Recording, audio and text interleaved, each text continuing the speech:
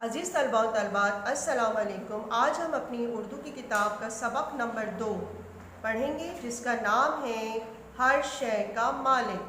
پیارے بچوں، پہلے میں آپ کو سبق کا مطلب سمجھا دیتی ہوں۔ شے کا مطلب ہوتا ہے چیز۔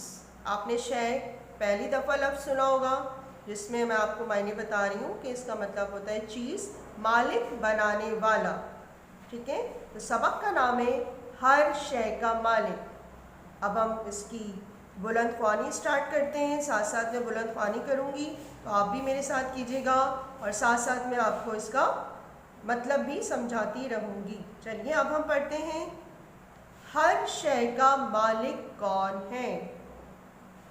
وہی جس نے ہر شے کو پیدا کیا ہے، وہی جس نے زمین اور آسمان بنائے ہیں، وہی جو سب کو روزی دیتا ہے۔ پیارے بچوں، ان پیراگراف میں یہ بات کہی گئی ہے، جیسا کہ آپ سب جانتے ہیں کہ ہر شے کا مالک کون ہے؟ ہر شے کا مالک ہمارا رب اللہ تعالیٰ ہے۔ وہ رب جس نے ہر شے کو پیدا کیا۔ ہر چیز کو پیدا کرنے والا کون؟ ہمارا رب۔ وہی جس نے زمین اور آسمان بنائے۔ زمین اور آسمان کس نے بنائے؟ پیارے اللہ تعالیٰ نے۔ وہی جو سب کو روزی دیتا ہے۔ روزی کون دیتا ہے؟ ہمارے پیارے اللہ تعالیٰ۔ آگے آئیے۔ بے شک ہر شے کا مالک اللہ تعالیٰ ہے۔ وہی ہمارا خالق ہے، وہی ہمیں روزی دیتا ہے، وہ ہمارا رزاق ہے۔ پیارے بچوں، اس میں جو لائن لکھی ہے وہ یہ ہے، بے شک مطلب یقیناً، ہر طرح سے یقیناً کہ دنیا کی شے یا دنیا کو پیدا کرنے والا یا اس شے کی ہر چیز کا مالک کون ہے؟ صرف اور صرف اللہ تعالیٰ ہے۔ وہی ہمارا خالق ہے۔ خالق معنی ہوتا ہے پیدا کرنے والا، بنانے والا۔ وہی ہمیں روزی دیتا ہے۔ روزی دینا بھی اللہ تعالیٰ کے اختیار میں، اس کے علاوہ کوئی نہیں دے سکتا۔ اور وہی ہمارا رزاق ہے۔ رزاق مطلب کھلانے والا، پلانے والا۔ نیچے آ جائیے۔ بے شک اللہ تعالیٰ ایک ہے۔ پیارے بچوں، آپ شروع سے یہ پڑھتے آ رہے ہیں یا بڑوں سے بھی سنتے آ رہے ہیں کہ اللہ تعالیٰ ایک ہے، اس کے سوا کوئی عبادت کے لائق نہیں ہے۔ تو اس پیراگراف میں جو بات کہی گئی ہے وہ یہی ہے کہ لکھا ہے اللہ تعالیٰ ایک ہے، اس کا کوئی ثانی نہیں ہے۔ ثانی کا مطلب اس کے جیسا، اس کے جیسا کوئی بھی نہیں ہے۔ صرف وہی عبادت کے لائق ہے، کیونکہ صرف اسی کی عبادت کی جاتی ہے۔ وہ بہت مہربان اور رحم کرنے والا ہے۔ پیارے بچوں، آپ جیسے پہلا کلمہ پڑھتے ہیں، پہلا کلمہ طیب، طیب معنی پاک، لا الہ الا اللہ محمد الرسول اللہ۔ تو کلمے میں ہم جو سب سے پہلی بات کا اقرار کرتے ہیں وہ یہی اقرار کرتے ہیں کہ اللہ تعالیٰ ایک ہے، اس کے جیسا کوئی نہیں ہے، وہی عبادت کے لائق ہے، اس کے علاوہ اور کسی کی عبادت ہو ہی نہیں سکتی۔ تو اللہ تعالیٰ کی آگے خصوصیات بھی لکھی ہیں کہ اللہ تعالیٰ کیسا ہے۔ اللہ تعالیٰ بہت مہربان ہے، ہم پر بہت رحم، ہم پہ بہت کرم کرنے والا ہے، اور بہت زیادہ پیار کرنے والا ہے۔ تو اللہ جیسی خصوصیات کسی اور میں ہو ہی نہیں سکتی، کیونکہ وہی ہمارا رب ہے، اس کے جیسا کوئی نہیں ہے، وہی عبادت کے لائق ہے۔ آگے پڑھتے ہیں۔ آگے والے پیراگراف میں سبق میں جو ہے وہ دنیا کی نعمتوں کا ذکر ہے کہ اللہ تعالیٰ نے ہمیں کتنی پیاری پیاری نعمتیں عطا کی ہیں۔ جس طرح آپ نے پہلے نظم ہم میں اللہ تعالیٰ کی نعمتوں کا پڑھا ہوگا اور میں نے آپ کو سمجھایا ہوگا، تو اسی طرح اس سبق میں بھی پہلے ہم نے اللہ تعالیٰ کا تعارف پڑھا کہ اللہ تعالیٰ کون ہے۔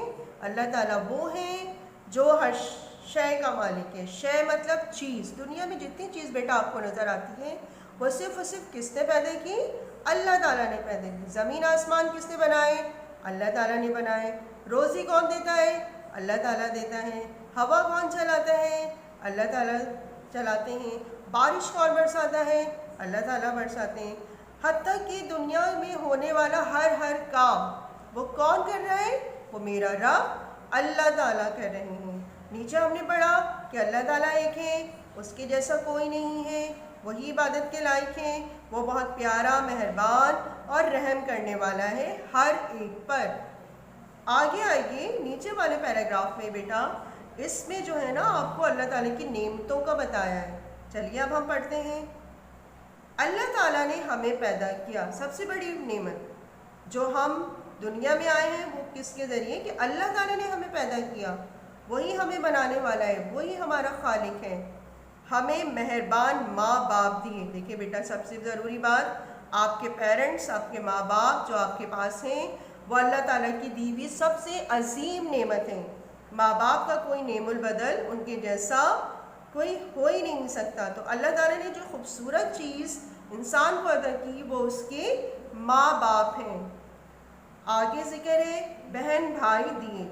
आप माँ बाप के बाद जो आपके बहन भाई हैं वो कितना आपके प्यार करते हैं, कितना आपसे मोहब्बत करते हैं। तो ये प्यार और मोहब्बत करने वाले बहन भाई हमें किससे दिए? हमें अल्लाह ताला ने दिए। अब आ जाइए खाने पीने का जिक्र है, जिसमें आपको भी सुन के मज़ा आएगा। खाने पीने को अच्छी अच्छी चीज़ें दी। प्यारे बच्चों, आप कितनी अच्छी अच्छी चीज़ें खाते हैं, कितने अच्छे अच्छे अनाज, कितनी अच्छी अच्छी सब्जियाँ, फल, मेवे, कितनी प्यारी प्यारी चीज़ें अल्लाह ताला ने खाने को पैदा की। वो सिर्फ़ और सिर्फ किसके लिए? आपके लिए, हमारे लिए। तो हमें अपने रब का शुक्र अदा करना चाहिए कि उसने हमें इतने प्यारे माँ बाप, इतने प्यारे बहन भाई और साथ में खाने पीने की मज़े की चीज़ें हमें दी हैं।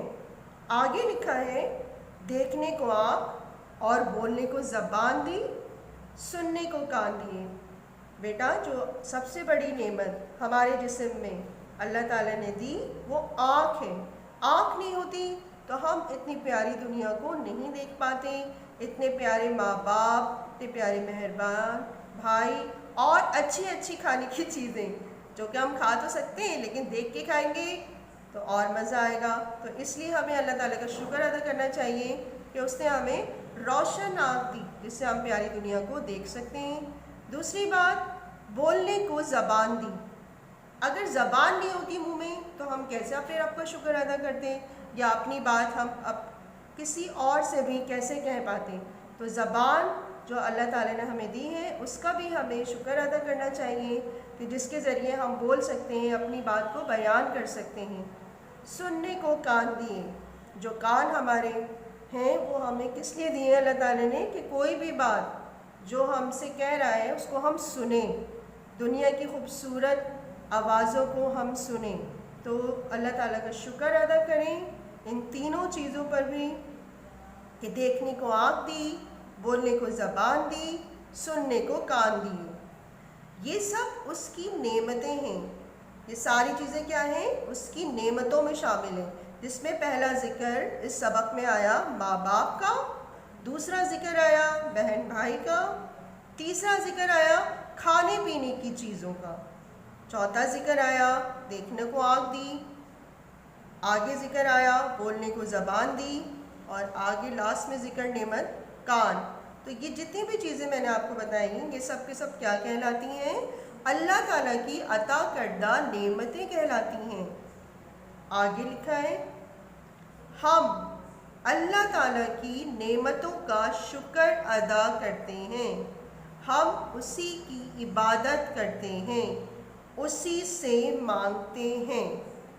प्यारे बच्चों, सबक में आखिर में लिखा है, जिस तरह मैं शुरू से आपको बता रही हूँ कि सारी नेमतों का हमें हर लम्हा, हर आन, हर सांस उसकी नेमतों का शुक्र अदा करना है।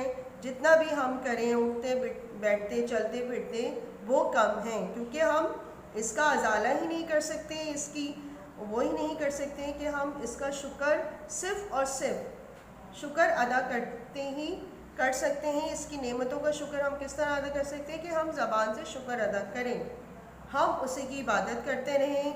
जब तक हम ज़िंदा हैं, जब तक हमारे अंदर सांस है, तो हम सिर्फ एक उसी रब अल्लाह ताला की इबादत करते रहें और उसी से दुआ मांगते रहें। बेटा, जो कुछ भी आप मांगें اپنے پیارے رب اللہ تعالیٰ سے مانگیں، کیونکہ وہی دینے والا ہے، وہی عطا کرنے والا ہے، اس کے علاوہ کسی کی مجال نہیں، کسی کی ہمت نہیں کہ وہ کچھ کر سکیں۔ تو آخر میں سبق میں 2 باتیں لکھی ہیں، وہ بہت پیاری لکھی ہیں کہ ہم اللہ تعالیٰ کی نعمتوں کا، جو کہ ہم نے شروع سے لے کے آخر تک پڑھی، شکر ادا کریں اور مرتے دم تک، قیامت تک صرف اسی کی عبادت کرتے رہیں، اور دنیا میں جو ہمیں پریشانی، جو حاجت، جو مسائل آتے ہیں، تو اس کس سے مدد مانگیں؟ اپنے پیارے رب اللہ تعالیٰ سے مدد مانگیں، کیونکہ وہی مشکل کشا ہے، وہی مشکلوں کو حل کرنے والا ہے۔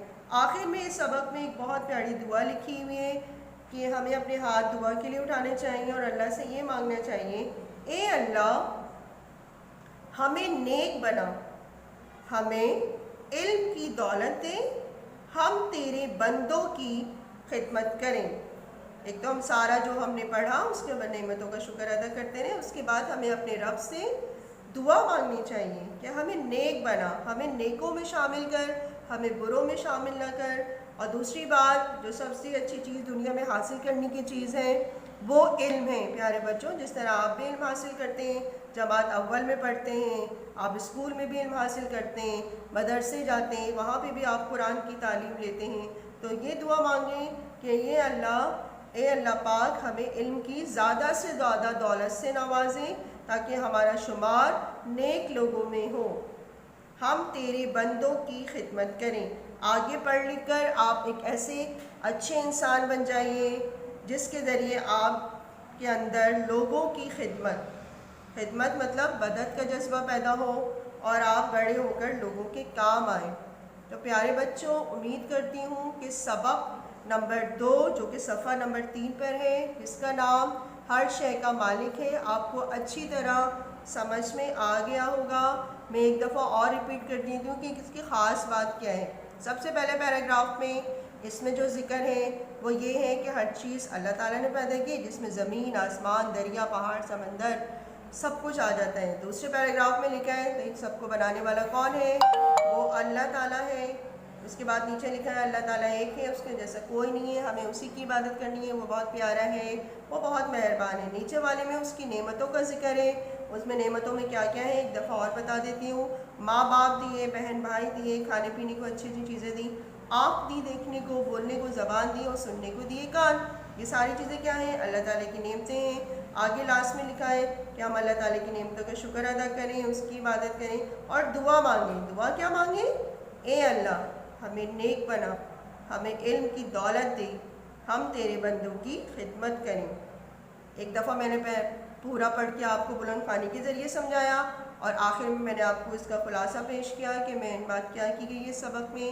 تو امید کرتی ہوں کہ آپ کو یہ سبق ہر شے کا مالک اچھی طرح سمجھ میں آ گیا ہوگا۔ اب ہم آپ سے اگلی جو کلاس ہوگی ہماری آن لائن کلاس، اس میں ہم آپ کو اس سبق کی ورکنگ کے بارے میں اچھی طرح سمجھائیں گے۔ اس سبق کا کام آپ کو بہت جلدی پرووائڈ کیا جائے گا، جو کہ آپ کو SMS کے ذریعے یا واٹس ایپ میسج کے ذریعے بتایا جائے گا۔ اللہ حافظ۔